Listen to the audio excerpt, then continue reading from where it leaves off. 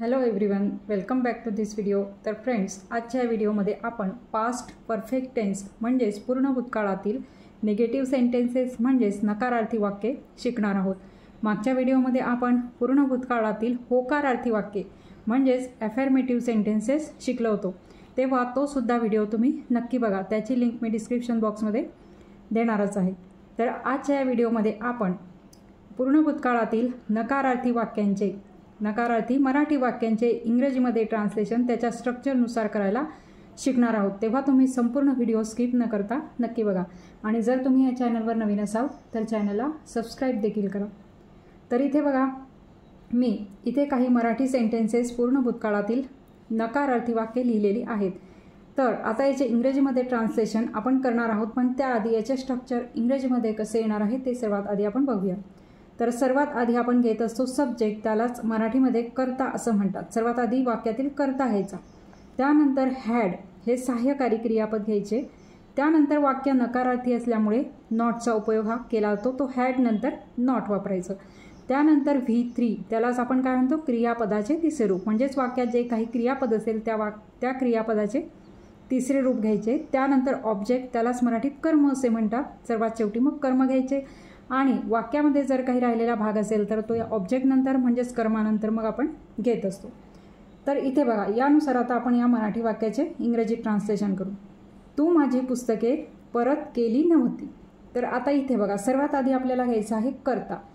कर्ता या वाक्यामध्ये कोणता आहे तर तू साठी आपण इंग्रजीमध्ये काय वापरतो तर यू हा शब्द आपण इंग्रजीत वापरतो। त्यानंतर आपल्याला काय घ्यायचं आहे, कर्त्यानंतर हॅड घ्यायचं आहे, म्हणून आपण काय घेणार आहोत यू हॅड।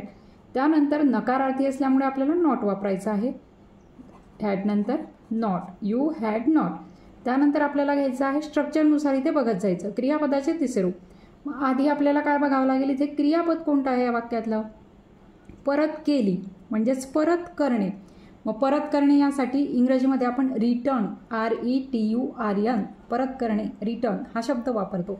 आता त्याचे तिसरे रूप आपल्याला घ्यायचे आहे, ते असते रिटर्न RETURN रिटर्न, ED लागलेला आहे फक्त, यू हॅड नॉट रिटर्न। त्यानंतर आपल्याला कर्म घ्यायचे आहे, मग कर्म काय आहे, तू परत केली नव्हती। काय परत केली नव्हती, ऑब्जेक्ट म्हणजेच कर्म काय आहे तर माझी पुस्तके, म्हणून आपण इथे माझीसाठी माय वापरतो आणि पुस्तके म्हणून आपण इथे घेणार आहोत प्लुरल बुक्स, माझी पुस्तके। You had not return my books, तू माझी पुस्तके परत केली नव्हती। अशा प्रकारे याचं मग इंग्रजी ट्रान्सलेशन होणार आहे। त्यानंतर आता नेक्स्ट बघा, त्याने यापूर्वी कधीही कार चालवली नव्हती। बघा आता या वाक्यामध्ये, हे वाक्य आपण बऱ्याच वेळेला वापरत असतो, या वाक्यामध्ये कर्ता कोणता आहे तर त्याने, मग त्यासाठी आपण इंग्रजीमध्ये ही वापरतो, तो त्याने, त्यासाठी आपण ही वापरतो, म्हणून आपण इथे घेणार आहोत ही।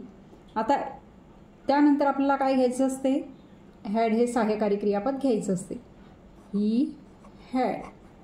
आता इथे बघा, इथे आपल्याला हॅड नंतर नॉट वापरायचं आहे, पण एक गोष्ट इथे लक्षात घ्यायची आहे की या वाक्यामध्ये इथे दिलेलं आहे की त्याने यापूर्वी कधीही कार चालवली नव्हती, म्हणजे कधीही नव्हती किंवा कधीही हा शब्द इथे आलेला आहे, त्यामुळे आपण नॉट न वापरता नेव्हर हा शब्द इथे वापरणार आहोत। ही हॅड नेव्हर, नेव्हर म्हणजे कधीही नाही या अर्थाने, कधीही नाही किंवा कधीही नव्हती या अर्थाने आपण इथे नेव्हर हा शब्द इथे वापरलेला आहे, ही हॅड नेव्हर। त्यानंतर आपल्याला क्रियापदाचे तिसरे रूप घ्यायचे आहे, मग कार चालवली म्हणजेच कार चालवणे मूळ क्रियापद, मग त्यासाठी ड्राईव्ह हा शब्द आपण वापरतो, DRIVE ड्राईव्ह, त्याचं तिसरं रूप आपण घेणार आहोत DRIVEN ड्रायव्हन किंवा ड्रिव्हन।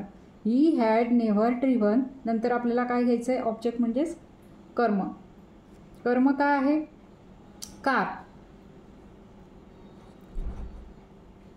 इथे आपण एक कार घेणार आहोत, ड्रिव्हन एक कार, आणि शब्द राहिलेला कोणता आहे मग यापूर्वी, त्यासाठी आपण बिफोर हा शब्द वापरत असतो, तो आपण इथे शेवटी घेणार आहोत। मग बघा,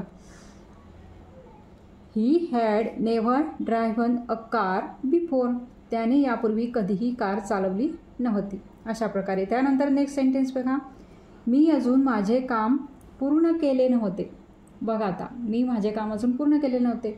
इथे आता फर्स्ट म्हणजे करता कोणता आहे तर मी, त्यासाठी आपण इंग्रजीत आय हा शब्द वापरत असतो. त्यानंतर आपल्याला काय घ्यायचे असते हॅड, नंतर घ्यायचे असते not, had not, I had not. नंतर आता क्रियापद बघायचं, पूर्ण केले म्हणजेच मूळ क्रियापद आहे पूर्ण करणे, त्यासाठी फिनिश हा शब्द वापरतो. त्याचं तिसरं रूप आपण घ्यायचं आहे फिनिश्ड. बघा finished, I had not finish म्हणजेच मी पूर्ण केले नव्हते. काय पूर्ण केलेले नव्हते तर माझे काम, म्हणजेच इथे काय येणार आहे माय वर्क. आणि राहिलेला शब्द मग कोणता आहे अजून, त्यासाठी आपण इंग्रजीमध्ये एट हा शब्द वापरत असतो, म्हणून तो आपण सर्वात शेवटी घेतलेला आहे ऑब्जेक्ट नंतर कर्मानंतर. मी अजून माझे काम पूर्ण केले नव्हते म्हणजेच I had not finished my work at. अशा प्रकारे इंग्रजी त्याचं ट्रान्सलेशन झालेलं आहे. त्यानंतर आता नेक्स्ट बघा, ती बाजारात गेली नव्हती. हे अगदी सोपं वाक्य आहे, सोपं सेंटेन्स आहे. आता इथे करता कोणता आहे ती, मग तीसाठी आपण इंग्रजी शी वापरतो. त्यानंतर आपल्याला घ्यायचं असते सहाय्यकारी क्रियापद हॅड, नकारार्थी असल्यामुळे नॉट, हे इथपर्यंत. त्यानंतर आपण काय घेतो क्रियापद. मग आता क्रियापदाचे आपल्याला तिसरे रूप घ्यायचे असते. मग गेली म्हणजे जाणे, त्यासाठी गो हा शब्द आपण वापरत असतो. त्याचं तिसरं रूप घ्यायचं आहे. पहिलं रूप आहे गो, दुसरं आहे वेंट आणि तिसरं आहे G O N E gone. She had not gone. आणि बाजारात म्हणून आपण काय घेणार आहोत द मार्केट. अशा प्रकारे मग हे इंग्रजीमध्ये वाक्य ट्रान्सलेट झालेलं आहे. She had not gone to the market, ती बाजारात गेली नव्हती. त्यानंतर आता नेक्स्ट बघा, मी यापूर्वी ताजमहाल पाहिला नव्हता. बघा आता इथे सुद्धा करता कोणता आहे आय. नंतर आपल्याला काय घ्यायचं आहे सहाय्यकारी क्रियापद हॅड. त्यानंतर आपल्याला काय घ्यायचं असते नकारार्थी असल्यामुळे नॉट, आय हॅड नॉट. बघा त्यानंतर क्रियापदाचे तिसरे रूप घ्यायचे आहे. क्रियापद आहे पाहिला म्हणजेच पाहणे, त्यासाठी सी हा शब्द आपण वापरतो. त्याचं तिसरं रूप, पहिलं रूप आहे सी, दुसरं रूप आहे सॉ आणि तिसरं रूप आहे seen. I had not seen the Taj Mahal.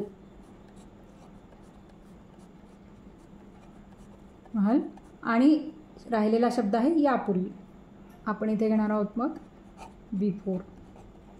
बघा अशा प्रकारे हे सेंटेन्स इंग्रजीत ट्रान्सलेट झालेलं आहे. I had not seen the Taj Mahal before, मी यापूर्वी ताजमहाल पाहिला नव्हता. आता नेक्स्ट बघा, त्याने परीक्षेचा अभ्यास केला नव्हता. बघा आता त्याने परीक्षेचा अभ्यास केला नव्हता. आता या ठिकाणी करता बघायचा, करता कोणता आहे त्याने, त्यासाठी आपण इंग्रजीत ही वापरतो. त्यानंतर सहाय्यकारी क्रियापद घेऊनच टाकायचं हॅड नॉट. नकारार्थी वाक्य असलं, पूर्ण भूतकाळातलं नकारार्थी वाक्य असलं म्हणजे त्यानंतर करता बघून घ्यायचं आणि हॅड नॉट घ्यायचं, ही हॅड नॉट. त्यानंतर क्रियापद बघायचं, अभ्यास केला म्हणजेच अभ्यास करणे हे मूळ क्रियापद आहे. त्याला स्टडी हा शब्द आपण वापरतो. त्याचं तिसरं रूप घ्यायचं आहे STUDIED, स्टडीड, हे तिसरं रूप आहे. ही हॅड नॉट स्टडीड, त्याने अभ्यास केला नव्हता. कशाचा तर परीक्षेचा, किंवा परीक्षेकरता त्याने अभ्यास केला नव्हता, म्हणून आपण इथे घेणार आहोत फॉर दी एक्झाम. एक्झामिनेशन किंवा एक्झाम इथे शॉर्टमध्ये लिहिलं आहे. He had not studied for the exam, त्याने परीक्षेचा अभ्यास केला नव्हता. तर अशा प्रकारे आपण वर जी सेंटेन्सेस पाहिली आहे ती कशी सेंटेन्स आहे की भूतकाळात एखादी क्रिया ही विशिष्ट वेळी पूर्ण झालेली होती, हे आपण या वरच्या सेंटेन्समध्ये सांगितलेले आहे. म्हणजे पूर्ण भूतकाळाचा अशा प्रकारे एक उपयोग केला जातो. आणि दुसरा उपयोग मी मागच्या व्हिडिओमध्ये सुद्धा तुम्हाला सांगितलेला आहे की केव्हा आणि कसा वापरायचा. त्यापैकी दुसरा जो उपयोग केला जातो तशा प्रकारचं सेंटेन्स मी इथे मग आता लिहिलेला आहे. तर दुसरा उपयोग कसा केला जातो की भूतकाळामध्ये दुसऱ्या क्रियापूर्वी दुसरी एखादी क्रिया असेल त्या क्रियेपूर्वी एक क्रिया पूर्ण झालेली असते. हे जेव्हा आपल्याला सांगायचे असते तेव्हा सुद्धा अशा पूर्ण भूतकाळाचा उपयोग हा केला जातो. आता इथे बघा अशाच प्रकारचं हे सेंटेन्स आहे. आम्ही तिच्या घरी पोहोचण्यापूर्वी तिने स्वयंपाक केला नव्हता. बघा तिने स्वयंपाक केला नव्हता, ही झाली पूर्ण भूतकाळातली क्रिया. तिने स्वयंपाक केला नव्हता केव्हा तर आम्ही तिच्या घरी पोहोचण्यापूर्वी. तर अशा प्रकारचं सेंटेन्स आपण कसं करतो की ही क्रिया आधी लिहितो आपण पूर्ण भूतकाळातली. मग आता इथे आधी सब्जेक्ट बघायचा, कर्ता बघायचा. कर्ता काय आहे? तिने, म्हणजेच त्यासाठी आपण वापरतो शी. नंतर हॅड नॉट, स्ट्रक्चर सेम येणार आहे. तिने स्वयंपाक केला नव्हता याचं इंग्रजीत ट्रान्सलेशन करून घ्यायचं, सी हॅड नॉट. आता स्वयंपाक करणे, त्यासाठी आपण लिहिणार आहोत she had not cooked food. अशा प्रकारे हे सेंटेन्स मग तयार झालेलं आहे. तिने स्वयंपाक केला नव्हता, she had not cook food. हे पूर्ण भूतकाळामध्ये आपण तयार करत असतो. आणि त्यानंतर मग हे सेंटेन्स घ्यायचं, आम्ही तिच्या घरी पोहोचण्यापूर्वी. हे सेंटेन्स जे आहे ते सिम्पल पास्टमध्ये आपण घेत असतो. मागच्या व्हिडिओमध्ये ही पूर्ण डिटेलमध्ये असंच सांगितलेलं आहे. मी इथे एकच वाक्य घेतलेलं आहे, ते आपण करणार आहोत. आता इथे पोहोचण्यापूर्वी म्हणूनच आपण इथे शब्द वापरणार आहोत बिफोर. बिफोर, तिच्या घरी पोहोचण्यापूर्वी, म्हणून आपण इथे घेणार आहोत बिफोर वी रीच्ड. पोहोचण्यासाठी रीच, हा V2 फॉर्म इथे आपण वापरलेला आहे, reach. Before we reached her home, म्हणजेच तिच्या घरी. बघा अशा प्रकारे मग हे सेंटेन्स इथे तयार झालेलं आहे. She had not cook food, हे पूर्ण भूतकाळातलं सेंटेन्स तयार करायचं. नंतर before we reach her home, हे आहे साध्या भूतकाळातलं वाक्य. इथे आपण क्रियापदाचे तिसरे रूप वापरले. इथे साध्या भूतकाळामध्ये आपण क्रियापदाचे दुसरे रूप इथे वापरलेले आहे, हे लक्षात ठेवायचं. आता नेक्स्ट सेंटेन्स बघा, त्याने तिला पाहिले नव्हते. आता हे साधं सेंटेन्स आहे. आता हे सेंटेन्स तुम्ही स्ट्रक्चरनुसार इंग्रजीमध्ये ट्रान्सलेट करून मला कमेंट बॉक्समध्ये लिहून द्यायचे आहे. आता इथे कर्ता कोणता आहे? त्याने. त्यासाठी काय वापरतात तुम्हाला माहिती आहे. त्यानंतर काय घ्यायचं आहे कर्त्यानंतर ते आता आपण स्ट्रक्चरमध्ये पाहिलेलेच आहे. त्यानंतर क्रियापद आहे पाहिले, म्हणजेच पाहणे. त्यासाठी सुद्धा तुम्हाला इंग्रजी शब्द माहिती आहे. आणि ऑब्जेक्ट म्हणजेच कर्म काय आहे तर तिला, त्यासाठी सुद्धा तुम्हाला माहिती आहे. अगदी सोपं वाक्य आहे आणि ते तुम्ही कमेंट बॉक्समध्ये ट्रान्सलेट करून मग लिहायचे आहे. तर अशा प्रकारे आजच्या या व्हिडिओमध्ये आपण पूर्ण भूतकाळातील म्हणजेच पास्ट परफेक्ट टेन्समधील नकारार्थी वाक्ये हे इंग्रजीमध्ये त्याच्या स्ट्रक्चरनुसार कशी ट्रान्सलेट केली जातात ते पाहिले. तेव्हा आजचा माझा व्हिडिओ तुम्हाला कसा वाटला ते कमेंट करून नक्की सांगा. आणि तुम्हाला व्हिडिओ जर आवडला असेल तर व्हिडिओला लाईक करा, शेअर करा. आणि जर तुम्ही या चॅनलवर नवीन असाल तर चॅनलला सबस्क्राईब देखील करा. Thank you for watching.